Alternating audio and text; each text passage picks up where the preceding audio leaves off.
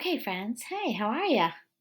How are you, my class? It's nice to be talking to you and not 80 kids, just the ones that I know and love. Well, I love them all. You know I love them all. But just to see you guys. I'm going to do a read aloud.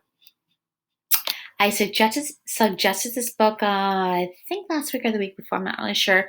And we've read it in class, and it's one of our favorites. And it's important right now to just hear it and read it together and enjoy it. And you can respond any way you want. I'll put it on, it's going to be on Seesaw, so you can draw or write a response about your feelings about the book. Yeah. Or your favorite character, like something that comes into your beautiful brains, and you can and write or draw about it in the Seesaw. I'm moving this closer, sorry.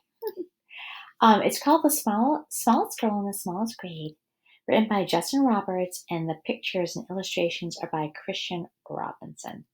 And like I said, how many of you read? We have read this together, but it's been a while. I'm going to share it with you. Oh, my weird animal prints, Lucia, as you guys know, love.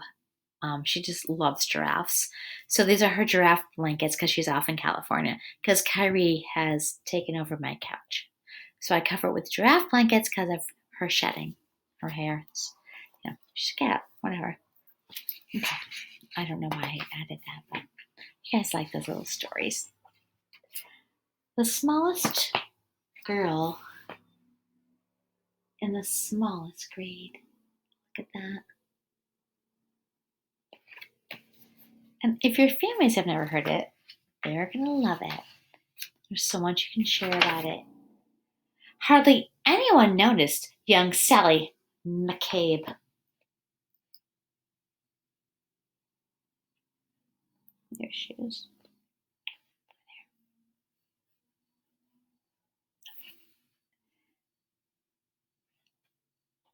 Look at the faces and look at how they're playing.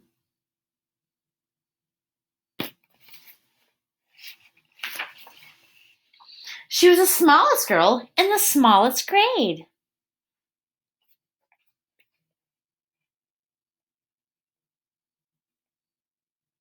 Guys, see her little cute head? Right above the desk. Sure, her name could be heard in the daily roll call, and she marched with her books down the same school hall, but hardly anyone noticed young Sally McCabe. And they certainly didn't know, or at least didn't mention, that Sally was paying super extra attention.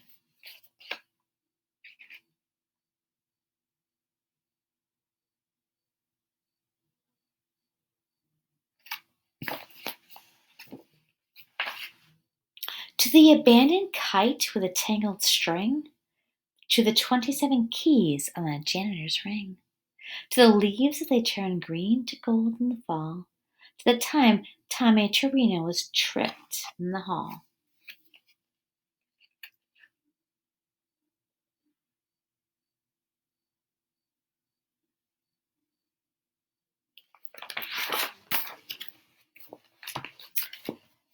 She watched as the wildflowers tipped toward the light and heard the howl of a hound dog late one night.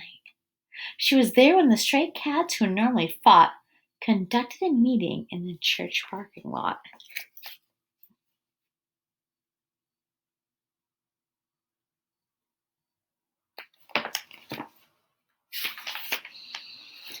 She saw Kevin McCune get pushed off a slide and the oncoming tears that he wanted to hide.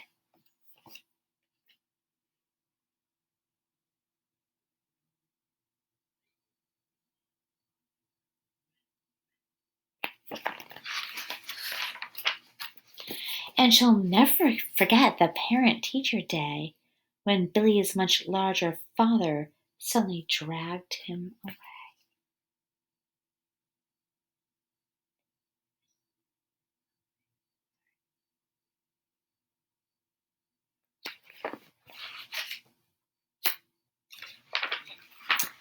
But Through all the mean words and all the cold stares, no one even noticed that Sally was there.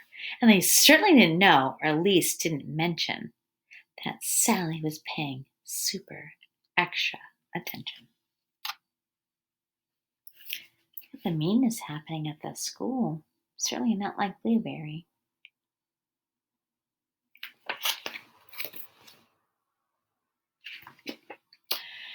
She'd seen how a whisper could make someone cower, like a bulldozer crushing through fields of wildflowers. And it kept piling up this discarded debris, those beautiful kites tangled in the trees.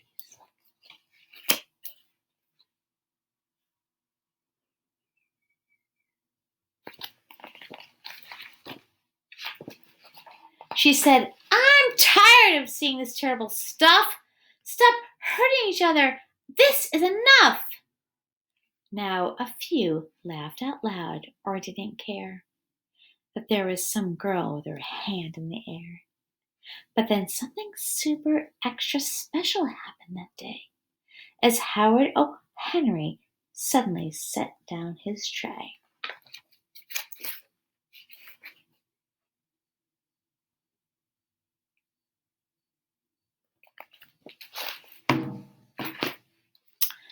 Like waves rolling in, one after another. First, Molly rose up, then Michael's twin brother.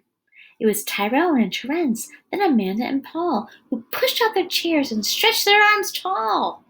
From the friendly lunch lady, the dishes she carted, to the new third grade teacher who had only recently started. Yes, everyone there, even Principal Claire, had joined little Sally with their fingers in the air.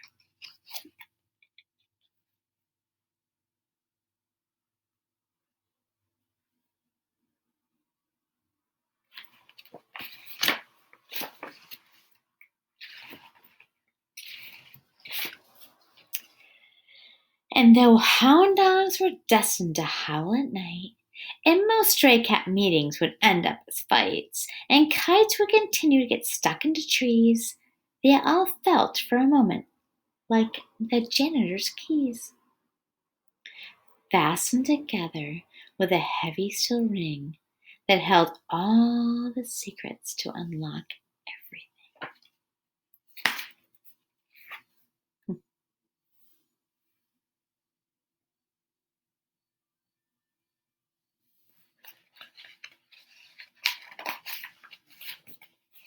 As the world returned to the way that it was, Sally noticed the difference, as she usually does, when Billy paused briefly to open the door for Mrs. O'Connell and 17 more.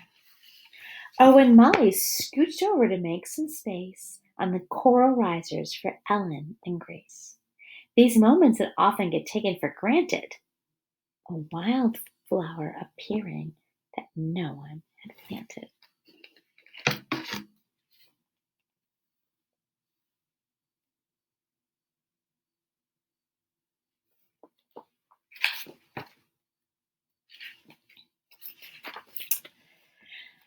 The swings soon resumed their rhythm and sway, and day turned to night and night turned to day. People remembered and would quite often mention that Sally had been paying super extra attention, and how the world could transform and change could be made by the smallest girl in the smallest grade.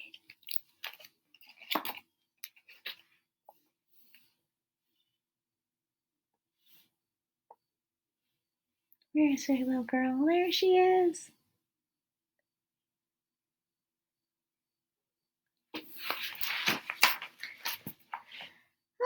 Like I said, a classroom favorite, and you can see why, because it's amazing. So thanks for listening. Enjoy.